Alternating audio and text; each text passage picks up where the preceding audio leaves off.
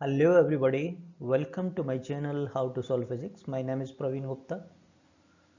आज chapter 4 moving charge and magnetism का fourth lecture magnetic force on moving charge particle in magnetic field, जिसमें कि हम Lorentz forces को डिस्कस करेंगे, को स्टार्ट करने जा रहे हैं। इससे पहले हमने 3 लेक्चर डिस्कस किए थे, तो जो भी देखना चाहें उसे रेफर कर सकते हैं। इस लेक्चर 4 में हम जो टॉपिक कवर करेंगे, वेरी फर्स्ट जानेंगे लॉरेंज मैग्नेटिक फोर्स क्या होता है। After that direction of magnetic force, जो फ्लेमिंग लेफ्ट हैंड रूल और right hand palm rule, right hand thumb rule से दी जाती है, वो देखेंगे। फिर trajectory of the charge particle, यानी path of charge particle in magnetic field. क्या पार्टिकल फोर्स के कारण स्ट्रेट लाइन में जाएगा या सर्कुलर मोशन करेगा या हेलिक्स में मूवमेंट करेगा, ये देखेंगे। फिर टोटल लॉरेंज फोर्स की बात करेंगे। टोटल लॉरेंज फोर्स में हम डिस्कस करेंगे कि पार्टिकल यदि electric as well as magnetic field दोनों के कंबाइंड इफेक्ट के कारण जो मूवमेंट करता है, तो उसका मोशन कैसे होता है, उस पर फोर्स टोटल कितना लगता है। और फाइनली इसके एक एप्लीकेशन साइक्लोट्रॉन, और साथ ही साथ इससे रिलेटेड न्यूमेरिकल्स को डील करेंगे। तो चलिए अब शुरू करते हैं lecture 4 magnetic force on moving charge particles in magnetic field. चलिए सबसे पहले जानते हैं कि लॉरेंज मैग्नेटिक फोर्स क्या होता है। जब भी एक चार्ज पार्टिकल मैग्नेटिक फील्ड में मूवमेंट करता है, तो उस पर एक फोर्स एक्ट करता है F equal to q we cross B. ये फोर्स कहलाता है लॉरेंज फोर्स। मान लीजिए इस हॉरिजॉन्टल सरफेस में एक मैग्नेटिक फील्ड है और इसमें एक positive charge particle v velocity से मूवमेंट कर रहा है किसी एंगल थीटा से। तो हमें पता है क्रॉस प्रोडक्ट का जो डायरेक्शन होता है परपेंडिकुलर टू द प्लेन होता है, तो इस पर एक फोर्स एक्ट करेगा परपेंडिकुलर टू द सरफेस इस डायरेक्शन में। ये है लॉरेंज फोर्स। यदि आपके पास एक नेगेटिव चार्ज पार्टिकल है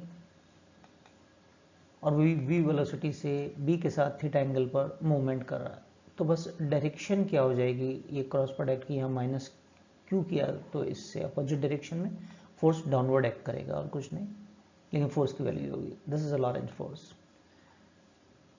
डायरेक्शन हमेशा एन कैप क्या बता रहा है, परपेंडिकुलर टू द सरफेस होगा।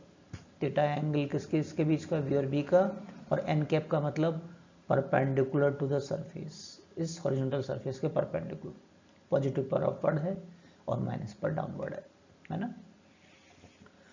ध्यान रहे हमेशा परपेंडिकुलर टू द सरफेस होगा, और सरफेस में दोनों वेक्टर आपके v एंड b, तो v के भी परपेंडिकुलर होगा, b के भी परपेंडिकुलर होगा।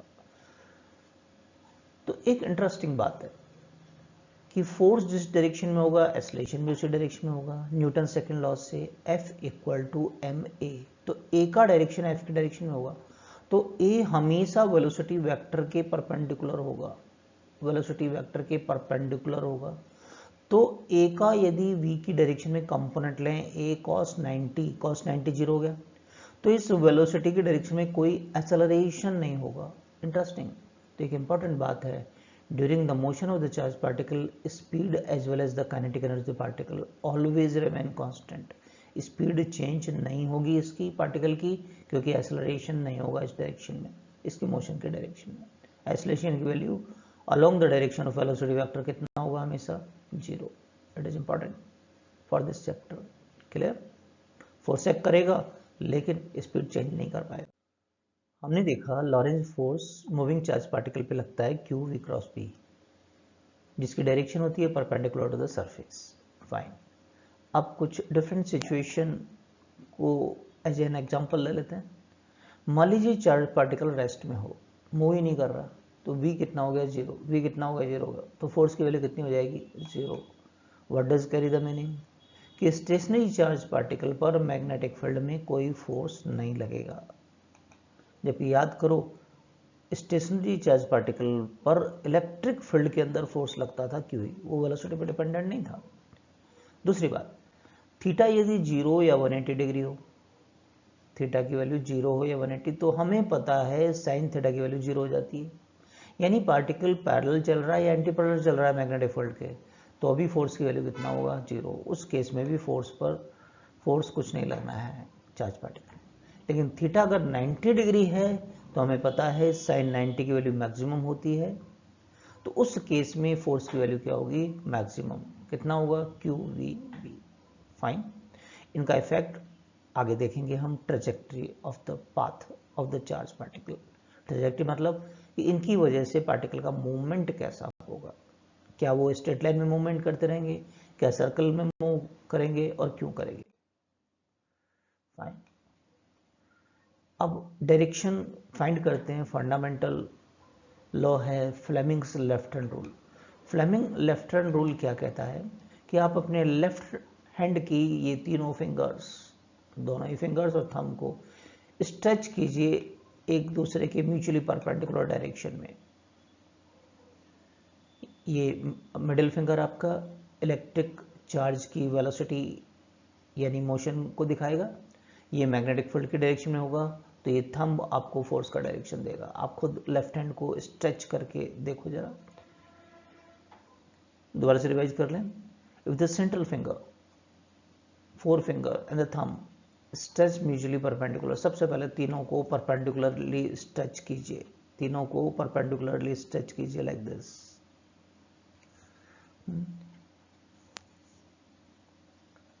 सेंट्रल फिंगर आपकी पॉइंट कर रही है direction of motion of the charge को, forefinger point magnetic field को, तो थंब का डायरेक्शन आपको देगा मैग्नेटिक फोर्स की डायरेक्शन में। फाइन, यानी F Q we cross B की डायरेक्शन। दूसरा, राइट हैंड रूल। अब कोई भी जो क्रॉस प्रोडक्ट की डायरेक्शन है, वेक्टर की क्रॉस प्रोडक्ट में भी हमने इस चीज को बताया था कि क्रॉस प्रोडक्ट का जो डायरेक्शंस होता है राइट हैंड रूल से दिए जाते हैं। ए क्रॉस बी का डायरेक्शन, तो ए क्रॉस बी की डायरेक्शन यदि हमें फाइंड करना होता है तो हम क्या करते हैं, राइट हैंड की फिंगर्स को कर्ल कीजिए फर्स्ट वेक्टर से ए से बी की तरफ, ए से बी की तरफ कर्ल कीजिए। तो ए क्रॉस बी की डायरेक्शन हमें मिलती है थंब की डायरेक्शन के अलाउंग।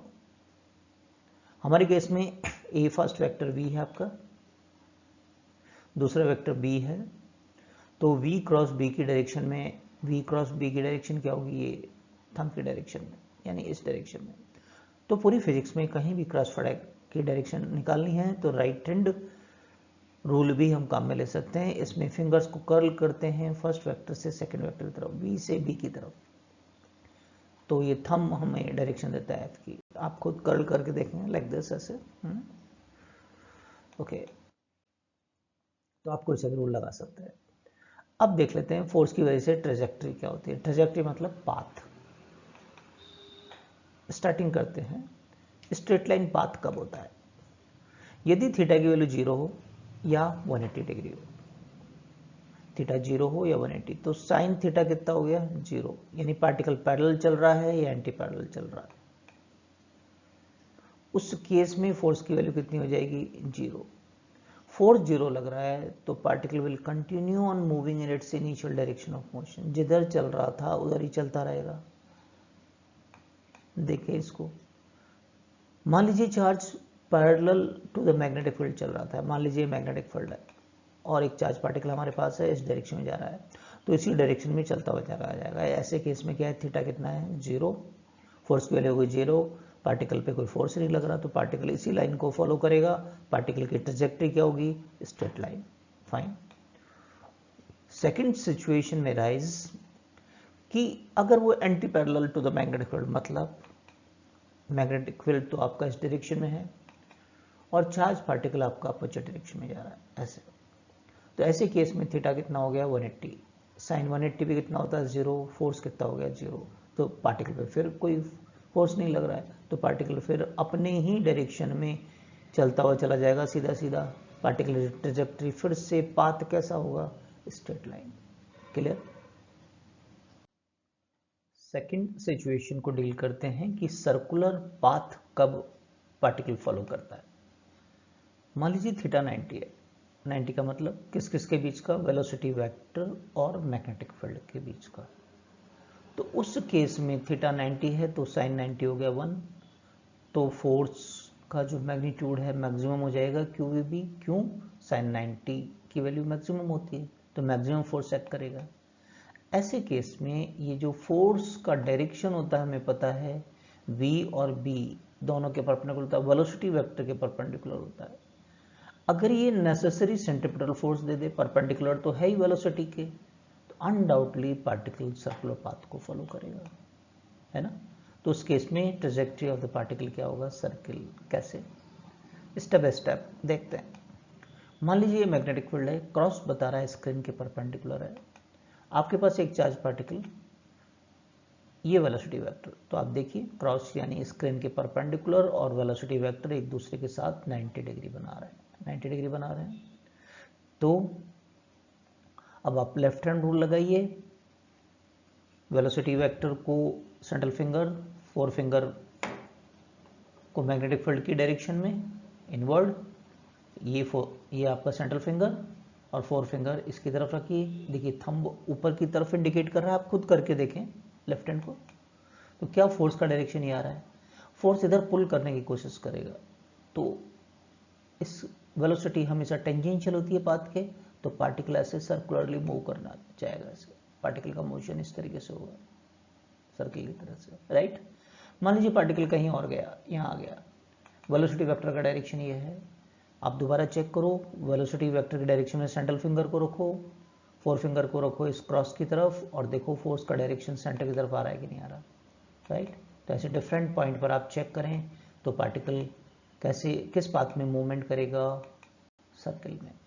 ये जो सेंटर की तरफ लगने वाला मैग्नेटिक फोर्स है नेसेसरी सेंट्रीपिटल फोर्स देगा, तो पार्टिकल की ट्रेजेक्ट्री क्या हो गई, सर्किल। क्लियर। अगर सर्किल है तो एक कांस्टेंट रेडियस है, इसका रेडियस हमें फाइंड करना हो तो हमें पता है कि जो मैग्नेटिक फोर्स लग रहा था, मैक्सिमम मैग्नेटिक फोर्स, वो प्रोवाइड कर रहा है क्या, सेंट्रीपिटल फोर्स सर्कुलर मोशन के लिए। तो क्यू वी बी इक्वल होगा m v square by r. M v square by r क्या होता है, सेंट्रीपिटल फोर्स, है ना। यहाँ से एक वी से वी को कट कर दीजिए, तो यहाँ से q B equal to m we by r बचा, यानी रेडियस कितना आ गया, m we by Q B. Fine. तो इस सर्किल का रेडियस होगा ये होगा, जो डिपेंड करेगा पार्टिकल के mass, charge, speed and magnetic field के मैग्नीट्यूड पर। अब ये एम वी क्या होता है, लीनियर मोमेंटम। लीनियर मोमेंटम हमने 11th में देखा था वर्क पावर एनर्जी में कि ये काइनेटिक एनर्जी के साथ रिलेट ऐसा होता है। इन जनरल चार्ज पार्टिकल को जो काइनेटिक एनर्जी प्रोवाइड करते हैं वो वोल्टेज डिफरेंस अप्लाई करके करते हैं। वी क्या है यहाँ, पोटेंशियल डिफरेंस। पी तो क्या है, linear momentum, K kinetic energy half m v square, और वी क्या है, पोटेंशियल डिफरेंस। चार्ज पार्टिकल को हायर टू लोअर पॉइंट के बीच में एक वोल्टेज डिफरेंस अप्लाई करके मूवमेंट देते हैं, काइनेटिक एनर्जी प्रोवाइड करते हैं। के को हम क्या लिख सकते हैं, work equal to charge into voltage difference, है ना। हमने इलेक्ट्रोस्टैटिक्स में देखा था इसको, आप लोग रेफर कर सकते हैं। तो फिर ऐसे केस में हमने देखा कि एम बी को हम रिप्लेस कर सकते हैं, डिफरेंट न्यूमेरिकल में डिफरेंट फॉर्मूलेज काम करेंगे। तो M B by Q B हमने फाइंड किया, लीनियर मोमेंटम डायरेक्टली दे रखा है तो पी बाई क्यू बी भी हो सकता है, या पी को आप ऐसे लिख सकते हैं root two M K by Q B, या फिर root two M Q B by Q B. Fine, okay. यदि हमसे पूछा जाए time period of the particle, time period का मतलब time taken by the particle to complete one round once in a cycle in a magnetic field, एक बार magnetic field में एक चक्कर लगाने में कितना टाइम ले रहा है। क्योंकि हमने देखा था कि स्पीड चेंज नहीं होती है मैग्नेटिक फील्ड में जब पार्टिकल मूवमेंट करता है, शुरू में देखा था मेन कॉन्सेप्ट है। तो टाइम का छोटी क्लास का फॉर्मूला अप्लाई कर सकते हैं, डिस्टेंस ओवर स्पीड। एक राउंड लेगा तो कितना डिस्टेंस ट्रेवल करेगा, 2 पाई आर, स्पीड क्या है वी, राइट। हमें पता है आर तो ये था M we by Q B, R की वैल्यू यहाँ रख दीजिए, वी से वी कैंसिल, तो टाइम पीरियड कितना हो गया, 2 pi M by Q B. तो अब यहाँ ये स्पीड पर डिपेंड नहीं करेगा, टाइम पीरियड कांस्टेंट होता है। पार्टिकल का मूवमेंट कराने से पहले भी आप टाइम पीरियड फाइंड कर सकते हैं। इसका मतलब हो गया कि टाइम पीरियड क्या रहता है, इसका कांस्टेंट रहता है पार्टिकल का। इंपॉर्टेंट बात है। यदि हमसे एंगुलर फ्रीक्वेंसी पूछी जाए एंगुलर फ्रीक्वेंसी क्या होता है? 2π/t। टी हमने फाइंड कर लिया, टी की वैल्यू यहाँ रख दीजिए, 2π से 2π कैंसिल कर दीजिए, तो क्या आ जाएगा? QB/m। फाइन। ओमेगा क्या होता है? कांस्टेंट होता है। यहाँ ओमेगा कांस्टेंट होता है, जो चीज़ें कांस्टेंट होती है उसका नाम रख दिया जाता है, तो इसको कहते हैं जायरो फ्रीक्वेंसी। और यही कॉन्सेप्ट हमारा आगे चल के साइक्लोट्रॉन में काम में आएगा। ये साइक्लोट्रॉन फ्रीक्वेंसी भी कहलाती है, ये एंगुलर फ्रीक्वेंसी आपकी। फाइन। थर्ड सिचुएशन लेते हैं कि हेलिकल पाथ पार्टिकल कब फॉलो करता है। यदि एक चार्ज पार्टिकल मैग्नेटिक फील्ड के साथ किसी एंगल पर मूवमेंट करे अदर देन 0, 90 और 180, जो एंगल हम डील कर चुके हैं, हमने देखा था 0 और 180 पर स्ट्रेट लाइन, 90 पर क्या होता है? सर्कल। तो फिर पार्टिकल हेलिक्स में मूवमेंट करता है। समझते हैं इसको कैसे। मान लीजिए मैग्नेटिक फील्ड का डायरेक्शन ये है और एक चार्ज पार्टिकल है जो v वेलोसिटी से मूवमेंट कर रहा है मैग्नेटिक फील्ड के साथ में किसी थीटा एंगल पर, but this theta is not 0, 90, 180, it may be 60, 30, 27, anything else, but not these 3 angles. Okay, कैसे लेते हैं स्टेप बाय स्टेप। इस वेलोसिटी वेक्टर के 2 कंपोनेंट हो सकते हैं, एक horizontal component v cos theta. हमें पता है जब वेलोसिटी और मैग्नेटिक फील्ड पैरेलल होते हैं एक दूसरे के, तो ये एंगल बिटवीन वेलोसिटी और v कितना हो गया? 0। तो हमें पता है पार्टिकल की ट्रेजेक्ट्री क्या होती है? Straight line. पार्टिकल की ट्रेजेक्ट्री क्या होती है? Straight line. दूसरा इसका component vertical component v sin theta. अभी प्रीवियस में देखा हमने कि जैसे ही v परपेंडिकुलर होता है बी के, तो फिर ये वाला कंपोनेंट पार्टिकल को सर्किल में मूवमेंट कराना चाहेगा।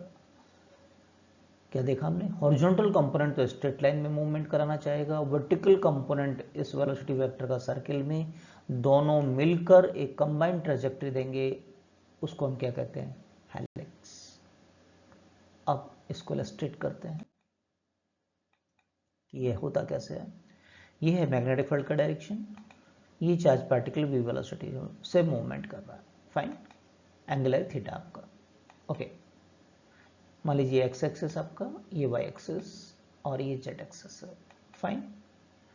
वेलोसिटी का ये vector v cos theta horizontal component, और ये आपका vertical component v sin theta. ये कंपोनेंट v cos थीटा इसे सीधा सीधा ले जाएगा, आगे मूवमेंट करवाएगा, v sin थीटा इसको रोटेट करवाएगा। तो दोनों का कंबाइंड मोशन कैसा होगा? कैसा होगा? ये पार्टिकल मूव कर रहा है जो, राइट। तो यानी ये हेलिकल पाथ का फॉर्मेशन करेगा इस तरीके से। बात समझ में आया? ऐसे बनता है हेलिक्स। ये रेडियस ऑफ द हेलिक्स होगा और 2 कॉन्सिक्यूटिव सर्किल के बीच का जो सेपरेशन होता है उसे हम कहते हैं पिच। उसे क्या कहते हैं? पिच। सबसे पहले रेडियस फाइंड कर लेते हैं कि इसका रेडियस क्या है। ये जो रेडियस है वो तो सर्किल का है, और सर्किल में ले जाने के लिए who is responsible? Only this vertical component v sin theta. Radius का फॉर्मूला ये था mv/qb, लेकिन वेलोसिटी का कौन सा हम कंपोनेंट लेंगे? Vertical component. तो यहां लिख देंगे v sin θ/qb। यदि हमसे पूछा जाए टाइम पीरियड के लिए बात कर लेते हैं। टाइम पीरियड तो इंडिपेंडेंट होता है वेलोसिटी से, हमने देखा था सर्किल में, वो क्या होता है? 2πm/qb, right. ओके, अब पिच की बात कर लेते हैं। पिच का मतलब क्या होता है? पिच का मतलब होता है minimum horizontal separation between 2 consecutive circles is known as pitch of the helix. अब ये हॉरिजॉन्टली मूवमेंट के लिए कौन रेस्पॉन्सिबल है? v cos theta. कौन रेस्पॉन्सिबल है? v cos theta. अब v cos थीटा, अब ये तो कांस्टेंट होता है, तो सिंपल स्पीड इनटू टाइम लगा दें, horizontal component into time.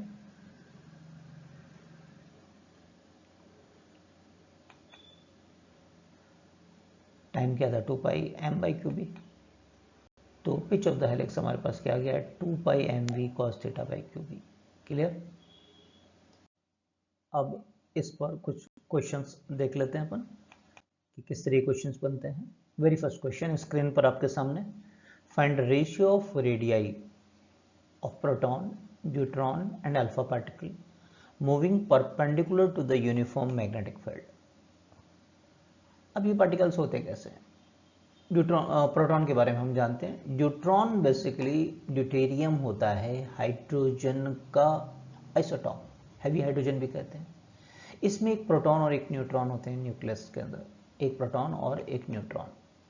Helium nucleus सब जानते हैं, हीलियम के न्यूक्लियस में 2 प्रोटॉन और 2 न्यूट्रॉन होते हैं। अब इनके चार्ज और मास के बारे में बात कर लें क्योंकि हमें जरूरत पड़ेगी। प्रोटॉन पर चार्ज यदि E है इलेक्ट्रॉन के बराबर और मास प्रोटॉन का m मान लें थोड़ी देर के लिए, तो न्यूट्रॉन पर क्या देखा था हमने कि न्यूट्रॉन के न्यूक्लियस में क्या है, एक प्रोटॉन है, तो प्रोटॉन पर E के बराबर चार्ज होगा, न्यूट्रॉन पे तो होता नहीं है। लेकिन mass of proton neutron almost लगभग बराबर होता है, तो ये ट्वाइस ऑफ m हो गया, प्रोटॉन का डबल हो गया। हीलियम की बात कर लेते हैं। हीलियम के न्यूक्लियस में 2 प्रोटॉन, तो 2 ही चार्ज हो गया, कंपेरेटिवली प्रोटॉन के कंपेयर में 2 ही हो गया, और 2 + 2 4 m के बराबर मास होगा। ठीक बात है। अब बात कर लेते हैं। सबसे पहले हमें इस क्वेश्चन का पहला पार्ट है कि यदि पार्टिकल्स की, तीनों पार्टिकल की स्पीड इक्वल है, उस केस में रेडियस का ratio, radius of the circular path क्या था, r = mv/qb। v वाला फॉर्मूला काम में ले रहे हैं, स्पीड वाला फॉर्मूला, v है कांस्टेंट तो r प्रोपोर्शनल हो गया m/q के। ठीक बात है। तो सर्कुलर पाथ का रेशियोज लें यदि हम, प्रोटॉन के लिए, न्यूट्रॉन और अल्फा पार्टिकल के लिए, इनका रेशियो लिखते चलें। प्रोटॉन के लिए m/e, न्यूट्रॉन के लिए 2m/e, तीसरा पार्टिकल है हमारा अल्फा के लिए 4m/2, ये रेशियो ले लिया हमने। अब आप m/e का डिवाइड कर दो थ्रू आउट, क्या बचेगा, यहाँ 1 यहाँ 2, और ये 2 से कट हो जाएगा तो 2 बचेगा। तो इस क्वेश्चन का आंसर हो गया 1:2:2। ठीक बात है। इसी क्वेश्चन को सेकंड तरीके से ऐसे पूछ सकते हैं कि इनकी रेडियाई बताइए जबकि इनके मोमेंटा इक्वल है, मोमेंटम लीनियर मोमेंटम इक्वल हो, p इक्वल हो, है ना। सबसे पहले तो ये q और m की वैल्यू आपके सामने होनी चाहिए। मोमेंटम वाला फॉर्मूला काम में लेंगे, p/qb था, तो यहां देखिए p कांस्टेंट है, b कांस्टेंट, सब एक ही मैग्नेटिक फील्ड में मूवमेंट कर रहे हैं, तो सिंपली r प्रोपोर्शनल 1/q के हो गया। तो केवल चार्ज की वैल्यू काम में आने वाली है। रेशियो लें प्रोटॉन, न्यूट्रॉन, अल्फा पार्टिकल के लिए। प्रोटॉन का चार्ज E, न्यूट्रॉन का E, अल्फा पार्टिकल का twice of E। Through out the equation 1/e का डिवाइड कर सकते हैं आप, तो पहले तो ये आ जाएगा। अब 2 से मल्टीप्लाई कर दीजिए इक्वेशन को, तो क्या रेशियो आ जाएगा, 2:2:1, ये आंसर हो गया। फाइन। तो हमेशा क्वेश्चन में ध्यान रखना है कि क्या पूछा है। अगर आपसे कह दिया जाए काइनेटिक एनर्जी इक्वल है तो फिर चेंज हो जाएगा, तो आपको फॉर्मूला लेना है काइनेटिक एनर्जी वाला। क्या था वो, r = √2mk/qb। अब काइनेटिक एनर्जी कांस्टेंट है, b कांस्टेंट है, तो रेडियस प्रोपोर्शनल हो गई √m/q के। और यदि आप फिर रेशियो लेना चाहें तीनों का, तो क्या लिखेंगे आप, देखिए प्रोटॉन के लिए √m/e हो गया, न्यूट्रॉन की बात कर रहे हैं, रूट में 2m divided by charge e हो गया, अल्फा पार्टिकल के रूट में 4m डिवाइडेड बाई 2 हो गया। फाइन। ये सॉल्व कर लें आप, ये 2 बाहर आ जाएगा आपका, √m/e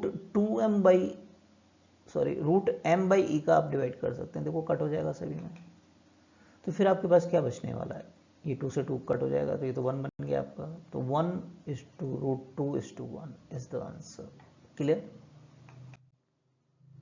लेकिन यदि इसी क्वेश्चन को ऐसे पूछा जाए कि एक्सेलरेटिंग पोटेंशियल डिफरेंस इक्वल है, हमने बताया था काइनेटिक एनर्जी प्रोवाइड करते हैं पोटेंशियल डिफरेंस अप्लाई करके, तो अप्लाइड वोल्टेज डिफरेंस इक्वल हो, तो फिर आप वो फॉर्मूला यूज़ कीजिए पोटेंशियल डिफरेंस वाला, के की जगह क्यू वी लिख दीजिए।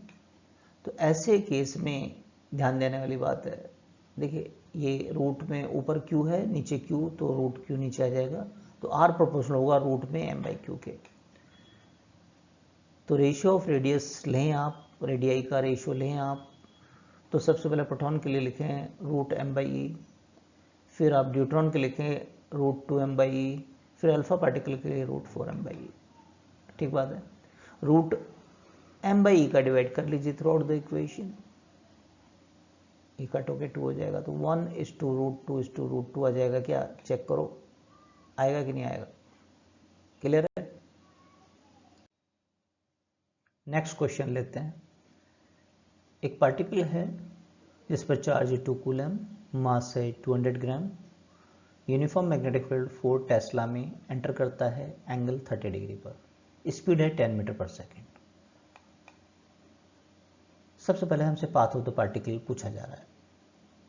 तो ये क्लू था कि पार्टिकल अगर मूव कर रहा है मैग्नेटिक फील्ड के साथ में अदर देन 0, 90, 180 के साथ, तो उसका पाथ कैसा होता है? हेलिक्स। तो अदर देन ही है 30 डिग्री, तो पाथ कैसा बनेगा? हेलिक्स। ओके, हेलिकल पाथ है, अच्छी बात है। रेडियस बताइए, रेडियस पूछा जाए तो रेडियस क्या था? कौन वर्टिकल कंपोनेंट रेडियस प्रोवाइड कर रहा था, है ना? तो v sin थीटा, राइट। ले लेंगे अपन यहाँ पर v की value 10, theta 30 degree, b 4, q 2 coulomb, है ना? सॉल्व कर लीजिए इसको। sin 30 कितना होता है? 1/2, ये ऊपर 2 हो गया आपका, 2 से 2 कैंसिल कर दें अपन तो 1/8 यानी 0.125 मीटर, या दूसरे शब्दों में 12.5 सेंटीमीटर रेडियस होगा हेलिक्स का। फाइन। टाइम पीरियड पूछा जा रहा है हमसे। टाइम पीरियड स्पीड पर डिपेंड नहीं कर रहा था, 2 पाई एम बाई क्यू भी था जो कि उसका वर्टिकल कंपोनेंट प्रोवाइड कर रहा था। m 0.2 लिखा, क्यों लिखा? 200 ग्राम, तो केजी में 0.2 हो गया, ऊपर मल्टीप्लाई किया तो 0.4 हो गया आपका। इस 4 को इससे कट कर दें तो 0.1 और डेसिमल नीचे ले आए तो 0, तो π/20 सेकेंड टाइम पीरियड हो गया हमारा। पिच ऑफ द हेलिक्स पूछा जा रहा है, वो कौन प्रोवाइड कर रहा था pitch? Minimum horizontal separation, VH/T से निकाला था हमने, क्योंकि T ऑलरेडी फाइंड कर लिया है, पूरा फॉर्मूला भी लिख सकते थे, है ना? ओके, तो ये बेटर रहेगा। VH क्या था? V cos theta multiply by time period. V theta कितना है? 30 डिग्री, और टाइम पीरियड की वैल्यू डायरेक्ट रख देंगे अपन, ये cos 30 √3/2, ये एक 0 यहाँ कैंसिल हो जाएगा, तो कितना आ जाएगा? √3π/4 मीटर का पिच होगा पार्टिकल का। क्लियर है? अब टोटल लॉरेंज फोर्स की बात कर लेते हैं। यहाँ हम बात करने जा रहे हैं कि हमारा charge particle electric as well as magnetic field में एक साथ मूवमेंट कर रहा है, दोनों फील्ड हैं प्रेजेंट, और उसमें चार्ज पार्टिकल मूव कर रहा है। तो हमें पता है इलेक्ट्रिक फील्ड के कारण जो फोर्स लगेगा वो कितना होगा? QE, right. और मैग्नेटिक फोर्स हमने देखा QV×B होता है इसी लेक्चर में सबसे पहले। अब हम बात कर रहे हैं कि दोनों फील्ड प्रेजेंट हैं, तो नेट फोर्स क्या हो जाएगा? इनका वेक्टर सम हो जाएगा, electric force and magnetic force का। रख दें, Q को कॉमन ले सकते हैं, तो ये हमारे पास में इक्वेशन आ गया, जिसे हम टोटल लॉरेंज फोर्स या लॉरेंज फोर्स इक्वेशन भी कहते हैं। फाइन। अब कुछ केसेस इसमें डील कर लेते हैं। सपोज इसमें जो उपलब्ध 3 वेक्टर हैं V, B और E, तीनों कोलिनियर वेक्टर हैं। कोलिनियर मतलब पैरेलल हैं तीनों। देखें डायग्राम से, मान लीजिए B वेक्टर इस तरफ है, चार्ज पार्टिकल का वेलोसिटी भी इधर है और इलेक्ट्रिक फील्ड का भी डायरेक्शन है, तो तीनों कोलिनियर हो गए ना, तीनों एक ही डायरेक्शन हो गए। तो ऐसे केस में हमें पता है मैग्नेटिक फोर्स थीटा 0 होने के कारण वो तो 0 हो गया, केवल इलेक्ट्रिक फोर्स काम करेगा क्योंकि वो वेलोसिटी पर डिपेंड नहीं करता QE। तो नेट फोर्स के नाम पर केवल और केवल इलेक्ट्रिक फोर्स होगा हमारा, मैग्नेटिक फोर्स का रोल खत्म हो गया यहाँ पर। तो फोर्स तो लग ही रहा है, फोर्स लग रहा है तो पार्टिकल पर एक्सीलरेशन भी होगा, F by m, QE by m. The particle will pass through the field following a straight line path parallel to the field. Particle इसी डायरेक्शन में एक्सेलरेट होता हुआ चला जाएगा, सीधा जाएगा, स्ट्रेट लाइन पाथ को फॉलो करेगा। तो अब ऐसे केस में पार्टिकल एक्सेलरेट हो रहा है तो स्पीड भी चेंज होगी, वेलोसिटी भी चेंज होगी, मोमेंटम भी चेंज होगा, काइनेटिक एनर्जी भी चेंज होगी, लेकिन डायरेक्शन चेंज नहीं होगी, इसी डायरेक्शन में चलता हुआ चला जाएगा। क्यों डायरेक्शन नहीं चेंज होगी? आप देखिए, ई का डायरेक्शन में ही वेलोसिटी है आपका, ई के कारण ही एक्सेलरेशन आ रहा है, तो वो इसी ई की डायरेक्शन में, और ये दोनों खुद पैरेलल थे, तो स्ट्रेट लाइन का में मूवमेंट होगा, पार्टिकल एक्सेलरेट होगा। सेकंड, एक स्पेसिफिक सिचुएशन लेते हैं अपन कि जिसमें वेलोसिटी, मैग्नेटिक फील्ड और इलेक्ट्रिक वेक्टर एक दूसरे के म्यूचुअली परपेंडिकुलर हैं, जैसे डायग्राम में दिखाया गया है। आप देखिए, मूवमेंट हो रहा है एक्स डायरेक्शन में, इलेक्ट्रिक वेक्टर है वाई में, और परपेंडिकुलर टू द स्क्रीन आपका है मैग्नेटिक फील्ड, तो तीनों वेक्टर एक दूसरे के म्यूचुअली परपेंडिकुलर है। तो बी और ई अगर इस तरीके से हों इनके कि इनका वेक्टर सम 0 हो जाए से, तो फिर ऐसे केस में एक्सेलरेशन भी 0 हो जाएगा। क्यों? आप देखो, इलेक्ट्रिक फील्ड की डायरेक्शन में लगेगा आपका इलेक्ट्रिक फोर्स, यानी वाई डायरेक्शन में। फ्लेमिंग्स लेफ्ट हैंड रूल से देखिए, आपको 4 फिंगर को बी की तरफ कीजिए, सेंट्रल फिंगर को वी की तरफ, देखिए डाउनवर्ड आ रहा है क्या, तो अगर इनके मैग्नीट्यूड इक्वल हो जाए, एफ और एफ एम बराबर हो जाए, इसलिए कहा इन सिचुएशन बी और ई इस तरीके से हों आपके कि एफ और एफ एम के मैग्नीट्यूड इक्वल हो जाए, डायरेक्शन तो पॉजिटिव है तो एक दूसरे को कैंसिल कर देंगे, तो नेट फोर्स कितना हो गया? 0, एक्सेलरेशन भी कितना हो गया? 0। तो ऐसे केस में पार्टिकल का वेलोसिटी चेंज नहीं होगा, पार्टिकल अपनी ही वेलोसिटी से, अपनी ही स्पीड से, विदाउट डेविएशन, विदाउट डेविएट हुए ऊपर नीचे कहीं भी सीधे सीधे चला जाएगा, है ना। ऐसी सिचुएशन में चूंकि ये फोर्सेस दोनों इक्वल हो गए हैं, तो QE QV B के बराबर होगा, तो स्पीड डिजाइन होती है in ratio E by B से। क्लियर है इतनी बात? इस पर क्वेश्चंस देख लेते हैं कि क्वेश्चंस कैसे बनते हैं। वेरी फर्स्ट क्वेश्चन स्क्रीन पर आपके सामने है। In which case net force on the positive charge, एक पॉजिटिव चार्ज है, पार्टिकल पर जो नेट फोर्स होगा वो 0 होगा। पार्टिकल इज मूविंग, 4 ऑप्शन आपके पास है, पार्टिकल इस तरफ जा रहा है आपका, या पार्टिकल ऊपर की तरफ जा रहा है आपका, या पार्टिकल इस तरफ, या डाउनवर्ड जा रहा है। मैग्नेटिक फील्ड देख लीजिए, राइट टू लेफ्ट है आपका, और ये आपके परपेंडिकुलर है, और अपवर्ड है इलेक्ट्रिक फील्ड, दोनों। इलेक्ट्रिक फोर्स होता है F इक्वल टू QE, वो इलेक्ट्रिक फील्ड की डायरेक्शन में होता है सबसे पहला। तो इलेक्ट्रिक फील्ड अपवर्ड है, अपवर्ड यानी कि प्लस जेड डायरेक्शन के अंदर, परपेंडिकुलर टू द स्क्रीन, तो जेड कह दिया उसको हमने, तो प्लस जेड डायरेक्शन में लगेगा इलेक्ट्रिक फोर्स, तो राइट। अब नेट फोर्स 0 होने के लिए अब ये इंपॉर्टेंट बात है कि माइनस जेड डायरेक्शन में लगना चाहिए आपका मैग्नेटिक फोर्स, और मैग्नीट्यूड में इक्वल हो जाए तो कैंसिल कर देगा। तो हमें ये देखना है किस सिचुएशन में आपका मैग्नेटिक फोर्स से माइनस जेड डायरेक्शन में जाएगा। एक एक ऑप्शन डील करते हैं। सबसे पहले इसको ले लेते हैं, क्या ये दोनों एक दूसरे के पैरेलल है, बी और वी? ये तो पैरेलल है, तो ये पैरेलल है, तो मैग्नेटिक फोर्स कितना हो गया? 0। तो केवल इलेक्ट्रिक फोर्स काम कर रहा है, इलेक्ट्रिक फोर्स काम कर रहा है, तो आपका नेट फोर्स 0 नहीं होगा। क्लियर है? तो फर्स्ट ऑप्शन तो गलत हो गया आपका। सेकंड ऑप्शन को देखते हैं अपन। सेकंड ऑप्शन ये ऐसे है ना। तो आप देखिए, आपकी 4th फिंगर को बी की तरफ कीजिए, सेंट्रल फिंगर को वेलोसिटी की डायरेक्शन में,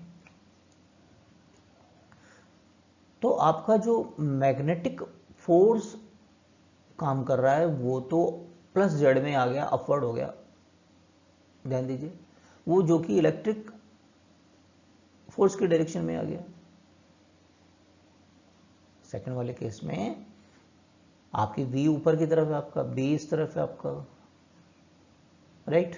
तो आपका Fleming's left hand rule apply करके देखो, तो फोर्स का डायरेक्शन आ जाता है प्लस जेड डायरेक्शन में ही, यानी कि ई की डायरेक्शन में दोनों ऐड हो जाएंगे, 0 नहीं होंगे, तो नेट फोर्स 0 नहीं होगा। तो second is also wrong. Third option की तरफ चलते हैं अपन। थर्ड ऑप्शन में वेलोसिटी वेक्टर इधर है, क्या बी के साथ में 180 डिग्री है? बी के साथ में 180 डिग्री है, यस 180 डिग्री है, इसका मतलब कितना हो गया, मैग्नेटिक फोर्स तो कितना हो गया, जीरो, केवल इलेक्ट्रिक फोर्स एग्जिस्ट कर रहा है जो कि क्यू ही था आपका प्लस जेड डायरेक्शन में, तो नेट फोर्स जीरो नहीं होगा, ठीक बात है। फोर्थ ऑप्शन पे आइए। फोर्थ ऑप्शन में वेलोसिटी वेक्टर है downward, okay. Fleming's left hand rule apply कीजिए, तीनों फिंगर्स को एक दूसरे के परपेंडिकुलर लगाइए, थंब, फोर फिंगर और सेंट्रल फिंगर को। सेंट्रल फिंगर आपका होना चाहिए, सेंट्रल फिंगर किस तरफ होनी चाहिए आपकी, वेलोसिटी वेक्टर की तरफ, डाउनवर्ड। फोर्थ फिंगर होना चाहिए मैग्नेटिक फील्ड की डायरेक्शन में। और करके देखो क्या माइनस जेड की तरफ हो गया, खुद से माइनस जेड की तरफ हो गया, तो माइनस जेड की तरफ गया आपका मैग्नेटिक फोर्स का डायरेक्शन, माइनस जेड की तरफ। जीरो नहीं होगा क्योंकि 90 डिग्री है दोनों के बीच में, और माइनस जेड की डायरेक्शन जो कि इलेक्ट्रिक फोर्स के अपोजिट डायरेक्शन होगी, इलेक्ट्रिक फोर्स था प्लस जेड में, तो यदि दोनों के मैग्नीट्यूड इक्वल हो जाए तो they can cancel each other, net force कितना हो जाएगा, जीरो, यही पूछा था। तो कौन सा ऑप्शन करेक्ट हुआ आपका, fourth is the correct option, clear है। नेक्स्ट क्वेश्चन लेते हैं, जेई में पूछा गया था ये क्वेश्चन। एक पॉजिटिव चार्ज पार्टिकल है, चार्ज को क्यू से रिप्रेजेंट किया है, वेलोसिटी वेक्टर, ये मैग्नेटिक फील्ड वेक्टर्स में कंपोनेंट्स में दे रखे हैं, इलेक्ट्रिक फील्ड ये। आपसे पूछा है find Y component of the force experience by the charge particle, केवल Y component of the force. तो पहले तो नेट फोर्स फाइंड कर लेते हैं लॉरेंज फोर्स इक्वेशन से। मैग्नेटिक फोर्स क्या होता है, क्यू वी क्रॉस वी, पहले मैग्नेटिक फोर्स को कैलकुलेट करते हैं, फिर इलेक्ट्रिक फोर्स को ऐड कर देंगे इसमें। एक बार में एक काम करेंगे क्योंकि क्रॉस प्रोडक्ट भी करना पड़ेगा इसमें, है ना, तीनों कंपोनेंट्स है, तो सीधे तो हम कर नहीं सकते। तो पहले वी क्रॉस बी फाइंड कर लेते हैं, ऐसा डिटर्मिनेंट्स में लिखकर, वी का आई का कोफिशिएंट 1, जे का कोफिशिएंट 1, के का कोफिशिएंट 1, बी का 1, 2 एंड 1, राइट। और इससे हम आई का लेंगे तो ये 1 2 1 1, फिर जे का हम आगे ऑर्डर साइक्लिक ऑर्डर में चल रहे हैं तो इसलिए प्लस लिया है, मैथ्स में कई बार इसको माइनस लेते हैं, तो पहले आई के को लेते हैं, ठीक है, फर्क कुछ नहीं पड़ता, 1 1 और ये 1 1। के की बात करें तो इसको छोड़ देंगे इससे, तो ये 1 1 1 2। अब इनका क्रॉस मल्टीप्लिकेशन माइनस करते चले गए, 1 से 1 को करेंगे, माइनस लगाया 1 से 2, जे कंपोनेंट ले रहे हैं तो 1 से 1 माइनस 1 इंटू 1, के कंपोनेंट 1 इंटू 2 माइनस 1 इंटू 1, कैसे किया हमने, फाइन, ओके। सॉल्व कर लेते हैं थोड़ा सा, ये 1 हो गया, ये माइनस 2 हो गया, ये 1 माइनस 1, ये 2 माइनस 1, यहाँ तक ठीक है। ये माइनस 1 आया तो माइनस आई हो गया, 1 माइनस 1 जीरो, तो जे कॉफिशिएंट तो आपका जीरो हो गया यहाँ, 2 माइनस 1 तो 1, तो प्लस के, तो वी क्रॉस भी आ गया है माइनस आई प्लस के, ठीक है, ओके। अब टोटल लॉरेंज फोर्स इक्वेशन क्या होता है, Q E plus V cross B, V cross B हमने पहले कैलकुलेट कर लिया अलग से, अब वैल्यू रख देते हैं, क्यू बाहर ले लिया आपने, ई की वैल्यू क्या है हमारे पास में, आई प्लस जे प्लस 3 के, और वी क्रॉस बी क्या गया था, माइनस आई प्लस के, ये लिख दिया, ठीक बात है। सॉल्व कर ले, माइनस से माइनस कैंसिल हो जाएगा यहाँ, तो मेरे पास जे बच रहा है प्लस 4 के बच रहा है, तो अलग अलग बात कर लें कंपोनेंट्स में, क्यू जे प्लस 4 क्यू के। एक बार क्वेश्चन को दोबारा पढ़ें, क्या पूछा है, फाइंड वाई कंपोनेंट, केवल वाई कंपोनेंट फोर्स का, तो जे का कोफिशिएंट क्या है, क्यू, तो वाई कोफिशिएंट क्या है, केवल क्यू, तो क्यू के बराबर के मैग्नीट्यूड के बराबर वाई कंपोनेंट फोर्स एक्ट करेगा charge particle, clear. Next question लेते हैं, काफी इंपॉर्टेंट क्वेश्चन है, 2 बार नीट में आ चुका है already. When a proton is released from rest in a room, एक पार्टिकल को जो कि प्रोटॉन है उसको रिलीज करते हैं, it start with initial acceleration A not towards west, west की तरफ एक्सेलरेट करना स्टार्ट करता है, लेकिन जब when it is projected towards the north with speed V not, जब वी नॉट से इसको नॉर्थ की तरफ प्रोजेक्ट करते हैं तो इसका एक्सेलरेशन चेंज हो जाता है वेस्ट की तरफ 3 ए नॉट के बराबर।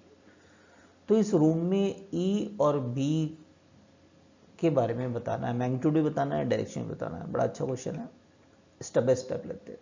सबसे पहले आपने इसको रेस्ट में रिलीज किया, यानी कोई वेलोसिटी नहीं दिया है प्रोटॉन को। तो अगर पार्टिकल रेस्ट में होता है तो मैग्नेटिक फोर्स वाला कंपोनेंट तो आपका जीरो हो जाएगा, केवल इलेक्ट्रिक फोर्स काम करने वाला है। तो एक्सेलरेशन का फॉर्मूला ये होता है, ये पार्ट हो गया आपका जीरो। तो acceleration of the charge particle केवल q बाई एम ई होगा।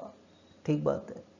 ऐसे केस में जब इसको रेस्ट से रिलीज किया तो ये एक्सेलरेट हो रहा था ए नॉट से टूवर्ड्स वेस्ट। तो ए के बारे में बता रखा है हमें, ए क्या है, ए नॉट और वेस्ट डायरेक्शन के अंदर। ठीक बात है। तो यहाँ से सबसे पहले देखो इलेक्ट्रिक फील्ड के बारे में आइडिया लग जाएगा। क्रॉस मल्टीप्लाइंग कर लें आप, M A naught divided by E और वेस्ट डायरेक्शन में होगा इलेक्ट्रिक फील्ड। इलेक्ट्रिक फील्ड पता लग गया कि रूम में इलेक्ट्रिक फील्ड कहाँ है, इतना तो मैग्नीट्यूड होगा, ये डायरेक्शन। अब सेकेंड इन्फॉर्मेशन को काम में लेंगे। सेकेंड इन्फॉर्मेशन ये है कि इसको प्रोजेक्ट कर रहे हैं नॉर्थ की तरफ वी नॉट से, तो एक्सेलरेशन 3 नॉट होता है। इस इन्फॉर्मेशन से मैग्नेटिक फील्ड फाइंड करेंगे हम कि प्रोजेक्ट किया टुवर्ड्स द नॉर्थ। अब दोनों इलेक्ट्रिक फील्ड भी, इलेक्ट्रिक फोर्स भी काम कर रहा है, मैग्नेटिक फोर्स भी काम करेगा इस बार, क्योंकि वेलोसिटी आ गई। तो दोनों का एक्सेलरेशन का वेक्टर सम कह दें, वो टोटल एक्सेलरेशन 3a0 प्रोवाइड करेगा। ठीक बात है। ए की वैल्यू कितना है, 3a0 वेस्ट। और हम ये देख चुके हैं इलेक्ट्रिक फील्ड की वजह से जो एक्सेलरेशन आया था वो क्या था, a0 वेस्ट। तो केवल मैग्नेटिक फील्ड की वजह से एक्सेलरेशन हम फाइंड कर सकते हैं, वो कितना प्रोवाइड हो रहा है, 2a0 वेस्ट डायरेक्शन में। ठीक बात है। अब मैग्नेटिक फोर्स कितना एक्सेलरेशन प्रोवाइड करेगा, magnetic force QV cross B divided by M। ठीक बात है ना। प्रोटॉन पे चार्ज E के बराबर, वेलोसिटी देखिए ये J कैप कह दिया, V not J cap. West ये प्लस x है तो प्लस I कैप, तो वेस्ट हो गया माइनस I कैप, है ना। IJ में डील करना थोड़ा इजी रहेगा। तो V not J cross B, cross multiplying कर दिया twice MA0 by E, right. आप खुद से सोचो कि B की डायरेक्शन क्या होगी कि जिससे J को क्रॉस प्रोडक्ट ले तो माइनस I आ जाए, अनडाउटली माइनस क्या होगा, तभी माइनस I आएगा। तो B का डायरेक्शन आ गया हमारे पास में माइनस Z डायरेक्शन के अंदर, नहीं J क्रॉस माइनस के क्या हो जाएगा, माइनस I। तो अब मैग्नीट्यूड फाइंड कर लेते हैं, डायरेक्शन तो पता लग गया, माइनस I से माइनस I कैंसिल कर दीजिए। तो B का मैग्नीट्यूड कितना हुआ, V नॉट का 2ma0 divided by EV0, right. Total बात करें तो B का मैग्नीट्यूड तो ये है और डायरेक्शन क्या है, वर्टिकली डाउनवर्ड। डाउनवर्ड क्यों, क्योंकि माइनस के आ रहा है इसलिए। तो ये तो इलेक्ट्रिक फील्ड हो गया, ये मैग्नेटिक फील्ड। अच्छा क्वेश्चन था, क्लियर है ये बात। अब एप्लीकेशन ले लेते हैं इसका, लॉरेंज फोर्स इक्वेशन का। एक डिवाइस साइक्लोट्रॉन जो हैवी पॉजिटिव चार्ज पार्टिकल को एक्सीलरेट करने में हम काम में लेते हैं। होता कैसा है, दो डी जैसे शेप बॉक्सेस होते हैं जो magnetic pole pieces north and south के बीच में होते हैं, और इन D1 और D2 का कनेक्शन होता है हाई फ्रीक्वेंसी इलेक्ट्रिक ऑसिलेटर के साथ में। D1 D2 को DG ही बोलते हैं। W इसमें एक ये छोटा सा विंडो होता है जिससे कि पार्टिकल को बाहर निकालेंगे अपन। N और S पोल पीसेस है, मैग्नेटिक पोल पीसेस, जिससे कि मैग्नेटिक फील्ड B डेवलप करते हैं। फाइन। अब इसका वर्किंग देख लेते हैं अपन। D को अलग से रिप्रेजेंट किया, ये विंडो, राइट। ये हाई फ्रीक्वेंसी इलेक्ट्रिक ऑसिलेटर जिससे कि पार्टिकल को ऑसिलेट करवाया जा सके, रेजोनेंस क्रिएट किया जा सके, ये मैग्नेटिक फील्ड का डायरेक्शन दिखा दिया। अब सेंटर पे एक पॉजिटिव चार्ज हमने छोड़ा तो पार्टिकल ऐसा मूवमेंट करता है, क्योंकि मैग्नेटिक फील्ड और वेलोसिटी का डायरेक्शन एक दूसरे के परपेंडिकुलर होता है। स्टेप बाय स्टेप समझें बात को। मान लीजिए किसी इंस्टेंट पर D1 पॉजिटिव है, इलेक्ट्रिक ऑसिलेटर होता है, ऑसिलेटर मतलब वेरिएबल इलेक्ट्रिक फील्ड है। D1 पॉजिटिव है और D2 उस समय पर नेगेटिव है, AC का डायरेक्शन चेंजेज होता रहता है। The positively charge particle kept at the centre, यहाँ सेंटर पर रखा, and the gap in between the D get accelerated. तो ये यहाँ पार्टिकल को हम एक्सेलरेट करते हैं towards D2 due to the perpendicular magnetic field. Fleming left hand rule से पार्टिकल पे जो फोर्स लगता है वो d1 की तरफ ऐसे काम करेगा, तो पार्टिकल सर्कुलर मूव करना स्टार्ट करेगा लाइक दिस, ऐसे, है ना, पार्टिकल ऐसे मूवमेंट करेगा। अब ये सेमी सर्किल है तो सेमी सर्कुलर पाथ को फॉलो करेंगे। लेकिन होता क्या है, जैसे ही एक डी के अंदर पार्टिकल सेमी सर्किल फॉलो करता है, direction of electric field change हो जाता है। When it is about to leave the d2 को, तो d2 becomes positive and d1 becomes negative, direction change होता रहता है ऑल्टरनेटली। तो पार्टिकल अब दूसरे डी के अंदर सेमी सर्कल बनाना स्टार्ट करता है। पहले मान लो चलो d2 में कर रहा है, तो दूसरे में फिर d1, फिर d2, फिर d1, और ऐसे चलता हुआ चला जाता है। हर केस में होता क्या है, पार्टिकल का जो रेडियस है सर्किल का, सेमी सर्किल का, वो बढ़ता हुआ चला जाता है, और फाइनली पार्टिकल का रेडियस जब d के बराबर हो जाता है तो इस विंडो से बाहर आ जाता है हाई स्पीड के साथ में। साइक्लोट्रॉन को काम में लेते हैं हाई स्पीड के पार्टिकल को चेंज करने के लिए, पार्टिकल को एक्सेलरेट करने के लिए, बहुत ज़बरदस्त स्पीड देने के लिए। इससे फिर आइसोटॉप्स वगैरह बनाए जाते हैं। Magnetic force experience bye the charge particle centripetal force provide करता है, तभी सर्कुलर पाथ के अंदर मूवमेंट करता है। QVB क्या होता है, mv²/r के। तो ये velocity of the charge particle क्या होती है, QB/r/m। m क्या है, mass of the charge particle, q क्या है, चार्ज, v क्या है, वेलोसिटी, r रेडियस के पाथ में, b है मैग्नेटिक फील्ड इसके अंदर। यदि small t time taken by the charge to describe the semi circular path inside the d, तो हम टाइम को लिख सकते हैं डिस्टेंस, सेमी सर्कल का डिस्टेंस कितना होता है, πr divided by v। v हमारे पास वैल्यू है, ये v इसमें रख दें, ये वाली वैल्यू यहाँ पर, तो देखिए r आपका कैंसिल हो जाएगा और क्या आ जाएगा, πm/qb। करके देखें, कॉपी पेन लेकर बैठे हैं, क्या ये ts आ रहा है सेमी सर्कल में टाइम लेने में।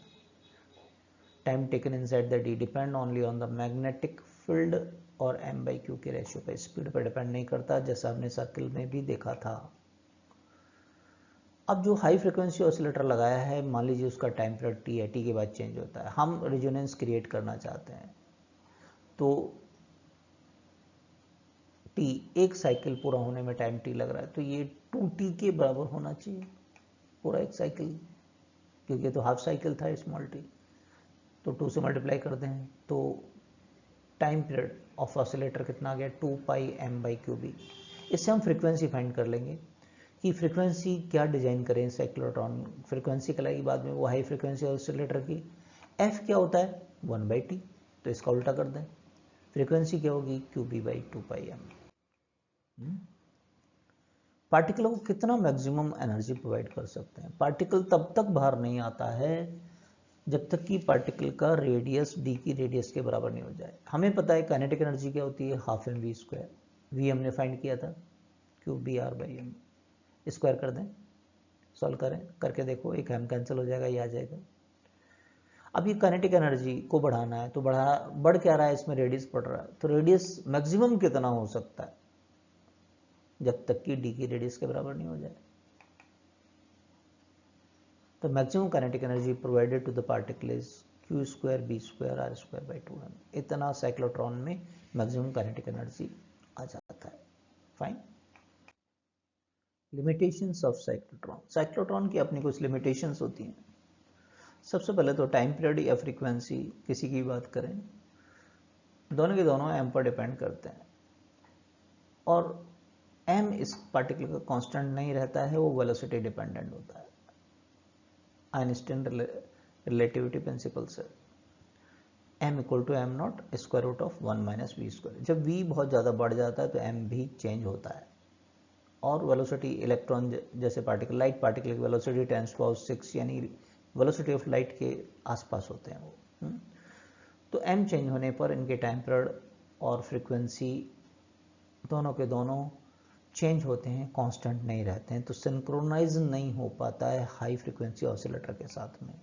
दूसरी लिमिट है कि हम साइक्लोट्रॉन की मदद से न्यूट्रल पार्टिकल को आइसोलेट नहीं कर पाते हैं, क्योंकि मैग्नेटिक फोर्स एक्ट नहीं करेगा, चार्ज नहीं होगा, तो ठीक बात है।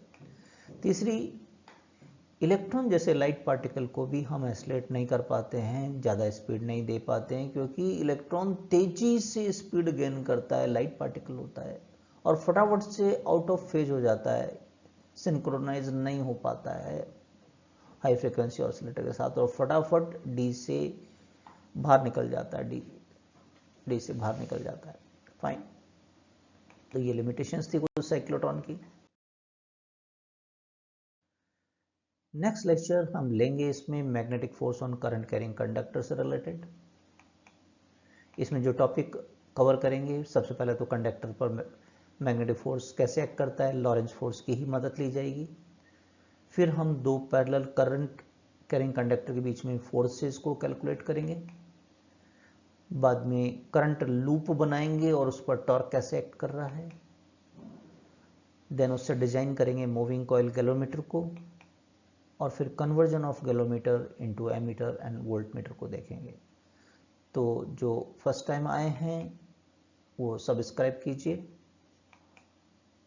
शेयर कीजिए और लाइक कीजिए। मिलते हैं नेक्स्ट लेक्चर में, magnetic force on current carrying conductor. Thank you for watching.